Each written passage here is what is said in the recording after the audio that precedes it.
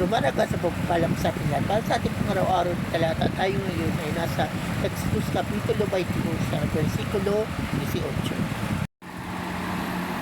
Ang mangkukulam ay papatayin.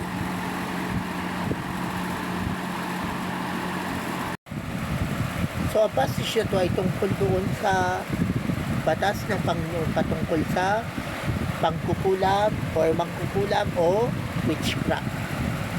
Okay? Pero, ano nga ba ang pangkukulam o witchcraft? Ating alam. Okay? Witchcraft is the use of magic by a person by a person called a witch. Traditionally, witchcraft means the use of magic to inflict supernatural harm or misfortune on others. And this remains the most common and widespread meaning. So, yun nga ang meaning ng witchcraft o pangkukulam. Kung saan, yun nga, ginagawa nila yun para makapanakit. Usually, ginagawa to para makapaghiganti ang isang tao. So, kinukulam niya yung kanyang kalaban o nakaalitan. Pero sa panahon natin ngayon, ano yung mga modern day na witchcraft o pangkukulam na kailangan nating iwasan bilang mga Christian?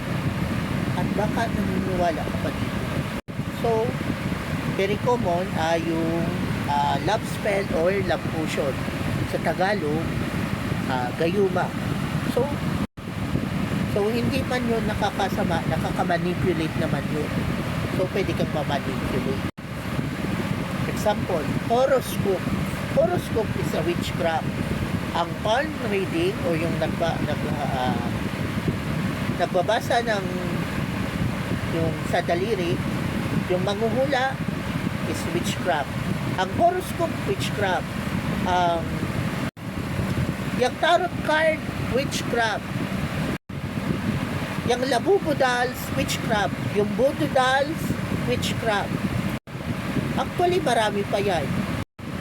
Totoo, nakakasama yan na witchcraft na yan o yung pangkukulam yan at may epekto yan. May mga kilala akong nakulam din.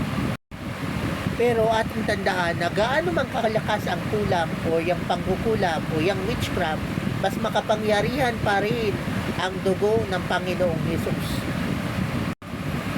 Kahit ano pa yan na kulam o sumpa o witchcraft, mas kapangyarihan ang kapangyarihan ng Panginoong Hesus, ang dugo ng Panginoong Hesus.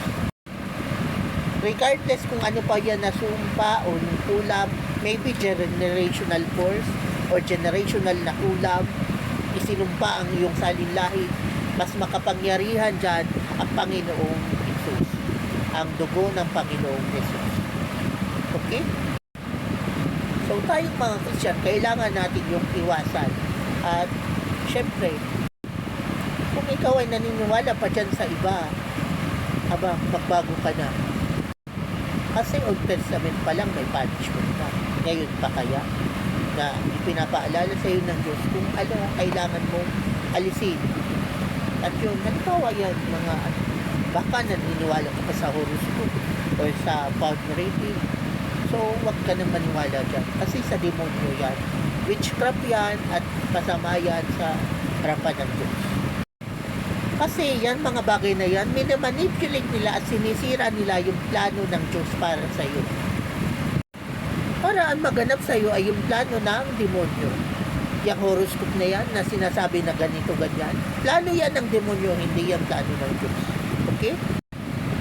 At kung naniniwala ka dyan sa tarot card na yan, parang pinapalitan mo na yata ang Diyos. So, delikado yan.